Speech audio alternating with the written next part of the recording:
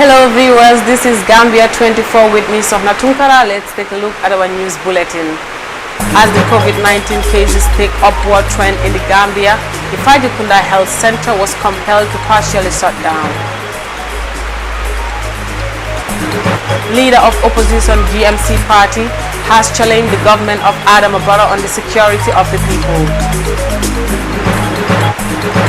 Over jackpot payment claims, gamblers have taken the winners betting company to police.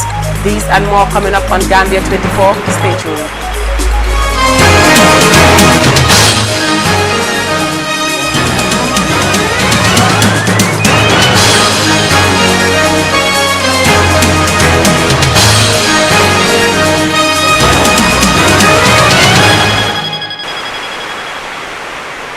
Welcome back and thanks for joining us. The maternity ward of the Fajikunda Health Center was compelled to partially shut down after a patient in the facility tested positive of COVID-19. The health center, which serves about 10 different communities in both West Coast and the Greater Banjul areas, had been fumigated after with COVID-19 samples collected from its staff for testing. The Gambia has, since the outbreak of the virus in the country, recorded more than 300 cases with 8 COVID-19 deaths. Our Ibrahim Abba was at the health facility during the Good Morning Africa program. Because of COVID-19, there are challenges now, meaning, the health facility is actually experiencing the worst case scenario, some point in time, knowing that it has isolation center. So people suspected of COVID-19 are always a reason for, alarm on this facility. So what we did, I spoke to the officer in charge of the Fajikunda Health Center, Kumba Jete, earlier on. And this is what she had to say in response to the Yes, that happens sometimes. That is a challenge even to the staffs working here. Because normally, if you have a suspected case of COVID, even before confirmation, we will like to protect ourselves. That is by calling the team to come and fumigate the particular unit or the entire facility, because all the staffs mingle.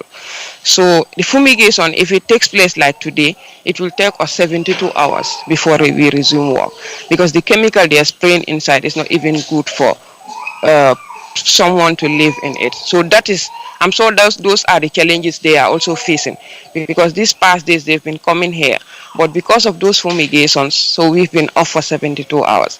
That's a problem for the community, I can say. So far, we have 3 suspected cases that are sent, and the last one was confirmed positive.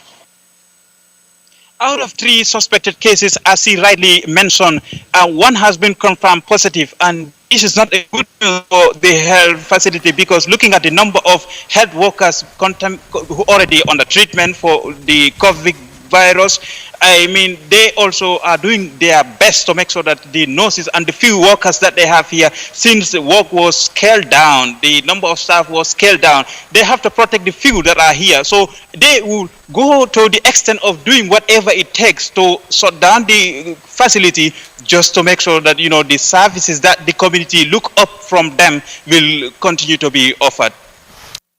While COVID-19 cases continue to rise in the country, the leader of the opposition Gambia Moral Congress has criticized the government of President Adama Barrow for what he called lack of security in the country. Mai Ahmad Fati, who was speaking during a press briefing on Tuesday, expressed concern over the increase in number of criminal activities on a daily basis. More in this video. That we will not allow the dehumanization of our people. We will not allow strict violations of human rights. And of course, we will not allow the desecration of human dignity in our country. It is not acceptable in a democratic society that these sort of tendencies should continue to exist. And that is why today I think it is necessary that we should talk to our citizens so that we can look at where culpability lies. Where does the blame lies? Part of the blame lies with law enforcement. Part of the blame lies with the government that is not providing enough resources and that is not taking care of the needs and the demands of our law enforcement institutions, particularly domestic security. So I call on expanded funding, greater funding for the Gambia Police Force, so that they have the vehicles they need. When you report crime, they're able to report, so that they can continue to patrol our communities. so that they can be present around our border villages and towns, so that they'll be able to apprehend criminals, particularly violent criminals, and criminal gangs that are operating in different parts of our country, so that they'll be able to reduce the inflow of drugs in our country, so that they'll be able to handle all the kind of illegal immigration, which is attendant crime rise in our country. We need greater training and reorientation for our law enforcement agencies. But most of all, we need more funding. We need to put more money in security, because security has no price, it has no value. If you want to know how expensive security is, as the saying goes, try insecurity. We look at countries, Liberia, we look at Sierra Leone, we look at Somalia, we look at Yemen, we look at Iraq, we look at Syria, and so many countries around the world. Try insecurity if you think security is expensive. That is why today I stand in solidarity with our law enforcement agencies, support and strengthen them. But I condemn those among them who are the crooks and the criminals, who abuse our public, who violate public trust. These are the few crooks among the police enforcement, police department. That was my Fati earlier speaking today at a press conference. From that, the Gambia Livestock Agency has registered over 92,000 rams in the various selling points as of Monday 2020. Despite the closure of borders, efforts had been made by the Gambia government through the Ministry of Agriculture and Trade and Industry to facilitate the importation of livestock to meet the demand of the people. The Minister for Agriculture, Ame Fambure, on Tuesday visited the Abuko abattoir to observe the sale traffic. We are on Tobaski sales, and we have different farmers from different regions coming to Abuko to sell rams. And this year I was so impressed because we have quite a number of rams compared to last year. This year we have almost 92,000 rams compared to last year 43,000. So it means there is no problem to afford ram in this country. Just that the purchasing power, because of COVID, maybe people might find it difficult to buy, but there is no scarcity of ram in this country. Jackpot winners have expressed what they call robbery of the Big Winners Betting Company program on the Premier League games. The game and betting activities were banned under the COVID-19 emergency restrictions, but the gamblers claim that their achievements were drawn through online platforms. More of that in this report by Julden Jaisware. Angry gamblers have dragged a staff of the B Winners to police over the company's refusal to pay for their betting jackpots in the Premier League. The group, mainly of youth, are claiming some millions of dollars from the betting company located in Talinding as of July 2020. B Winners. Yeah. So we played the bet yesterday. It's a jackpot of $12,500. So we played, we win. So when we went to cash our money, they said they will give for each and everybody $3. $3, yes. Which we are not going to accept. Because we have been playing this bet. We have been losing. We never did any complaint. So why we want today to get our money, it's a problem. The disgruntled youth insisted in taking no move away from the Bundung police station without being paid as promised in the games they played mainly online. They jointly scolded one of the B Winner staff, who they said was there to protect the Lebanese proprietor of the gambling company. The Lebanese man told us to go anywhere we please, so it means he is relying on someone at the top. But Gambia has passed that stage now. That will never happen here again. You come from outside and loot poor people's money and take it to your country. People win and you don't want to give them their money. This case falls in the trap of violation to the COVID-19 emergency restrictions, which put a ban on all betting games for the past few months, according to the Bundung police. But the youth were quick to clarify that they had been betting online. So that's mean they are backing this man. The police officer asked us out of the police station, saying we don't have any right.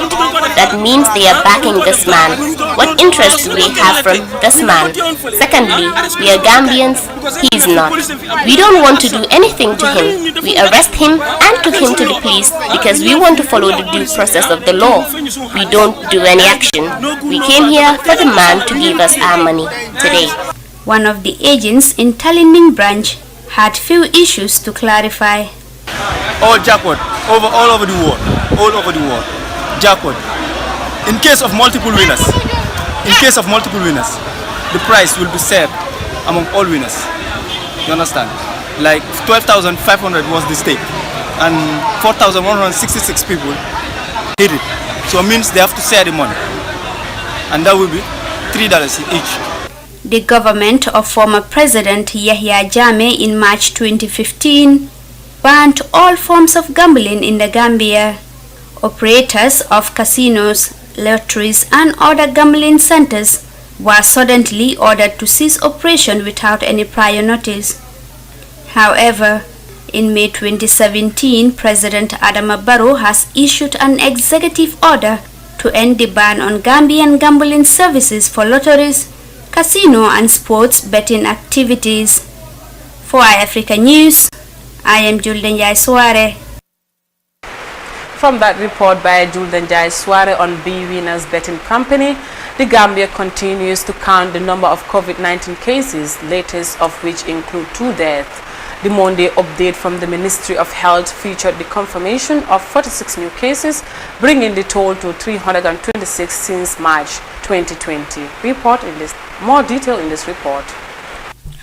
During a phone call with the national broadcaster GRTS on Tuesday evening, the Director of Health, Promotion and Education, Modun Jai, announced the deaths of 2 COVID-19 cases, bringing the total since March to 8.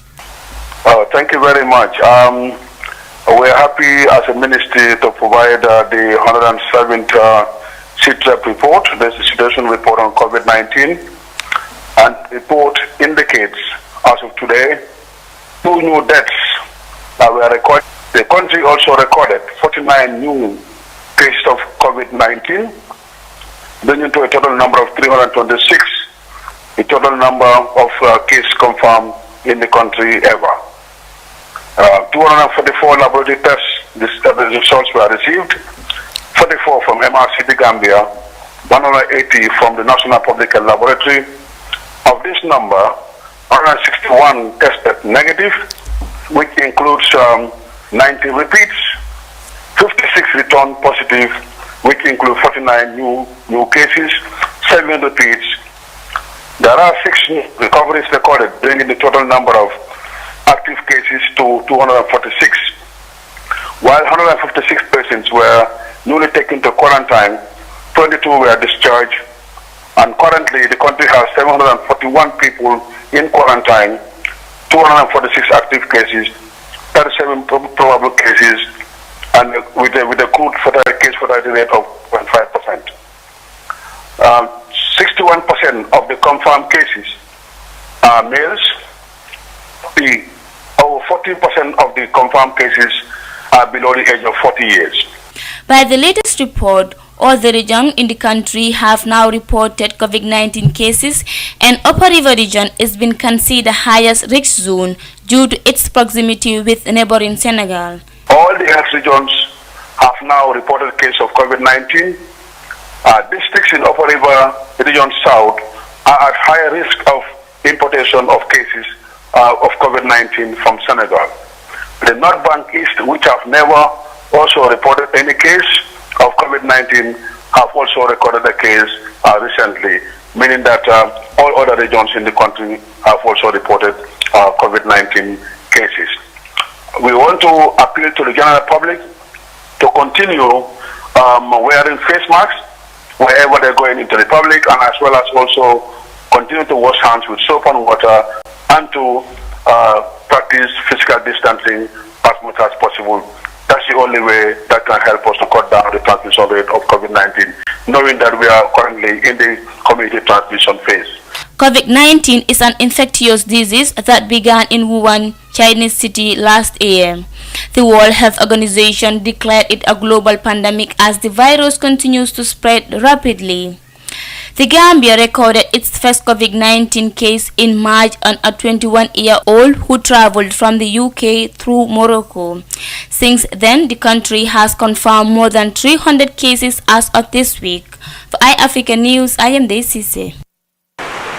With that COVID-19 update report by Ndeye Cisse brings this edition of Gambia 24 to an end. Please join my colleague Ibrahim Gay with the news in Wolof shortly. It's a bye for now. Thanks for watching.